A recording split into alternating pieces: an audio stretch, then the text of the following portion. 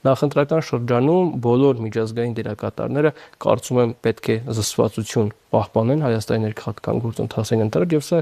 ոչ այլևին չէ, եթե ոչ հարգանք պետության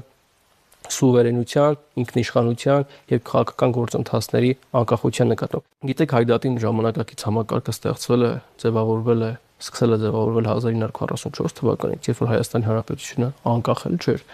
Եվ Հայդատի համակարգում սովոր են ունենալ դիրքորոշումներ, քաղաքական առաջնահերթություններ, որոնք տարբերվում են հայրենիքի իշխանությունների քաղաքական դիրքորոշումներից ու առաջնահերթություններից։ Հայաստան-Եվրոպական միության Եվրոպական միության հարաբերություններում Հայաստանի Հանրապետության համար առաջնահերթությունը բնավ Հայաստան-Եվրոպական միության հարաբերությունները չէ։ Եվրոպական միության 27 անդամ պետություններից որևէ մեկը այդ ճանապարհով Եվրոպական միության անդամ չի դարձել։ Մենք ապրում ենք մի իրականությունում, որտեղ Ադրբեջանի նման պետությունը կարող է դիմել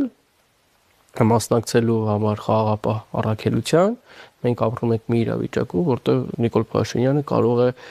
դասվել ժողովրդավարական ղեկավարների ցանկում մի քանի պետություններով։